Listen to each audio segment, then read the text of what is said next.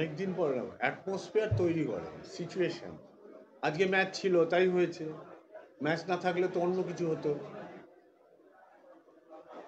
Match ছিল অ্যাভিল করেছি আমরা, এ বহু আগে করেছি, বহু মুসা জ্যাকসন করেছে, ওপুকু করেছে, ডাগলাস করেছে, বহু প্লেয়ার করেছে। ভেঙ্কাটেশ এসছিল, ভেঙ্কাটেশকে করেছিলাম। নতুন না, এটা নট নিউ। দিমিত্রিয়স হলো, মাদি তালার হলো, জিকসন হলো, এটা তোরাই বলতে পার, তোরাই তো বলেছিলি ক্লাবটা উঠিয়ে দিচ্ছি আমরা। আনন্দবাজারই বলুক কি বলছে। আরে আমি কেন বলবো, ওদের কলমে লিখলি যে ক্লাব উঠিয়ে দিচ্ছে কর্তারা, তোরাই বল যে টিম কিরম হচ্ছে, আমরা কেন বলতে যাবো? তো ভালোটাই লেখ, আমার থেকে শুনতে চাইছিস কেন? নেক্সট সময় বলবো, আছে নেক্সট তো আছে নিশ্চয়ই। না নিশ্চয়ই না। যে চোট পেয়ে বেরিয়ে গেছিল গতবার ডুরান্ডে, তার সাথে তাকে কি ফিরিয়ে আনার কোনো হলে বলবো।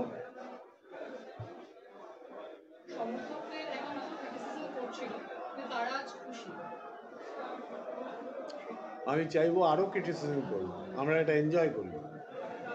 ক্রিটিসিজম ছাড়া কোনো অর্গানাইজার বাঁচে না, যত ক্রিটিসিজম হবে তত ভালো আমাদের জন্য।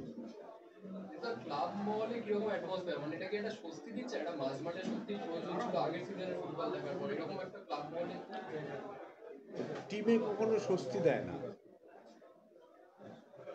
যতই ভালো টিম হোক মনে হয় আরেকটু ভালো দরকার, এই স্বস্তি আমাকে জীবনেও দেবে না।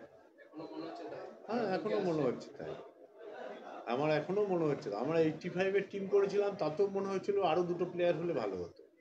মুশির আহমেদকে চেষ্টা করেছিলাম, পেলাম না, পরের বছর দিলাম। তো টিমের কোনো ইয়ে নেই, শেষ হয় না টিম। গত 4 বছরের তুলনায় এবার কি ভালো টিম? সংবাদ মাধ্যম, সমর্থক, সভ্যরা বলুন। আগে তুমি বারবার বলতে যে অর্থের অভাব, অর্থের জন্য আমরা অর্থের কাছে হেরে যাচ্ছি। তোকে বলতে যাবো কেন অর্থের অভাব কি আছে না আছে, এটা সংবাদ মাধ্যমে বলার অপেক্ষা রাখে। অর্থের অভাব আছে কিনা তোকে বলতে যাবো কেন? আমরা বলেছি যারা টিম করবে, যাদের দায়িত্ব আছে, তাদের একটা বাজেট আছে, সেই বাজেটটা তাদের পারমিট করছে না, তাই হচ্ছে না। এখন পারমিট করছে, হচ্ছে। সেটা আমাদের internal. Why should I talk to press যে আমার কাছে অর্থ আছে না নেই? ফুটবলার নিলামের জন্য মানে আবার নতুন করে প্রেস নিলাম, সময় হলে বলবো।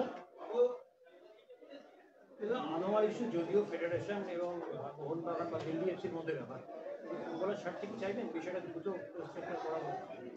সবসময় চাইবো।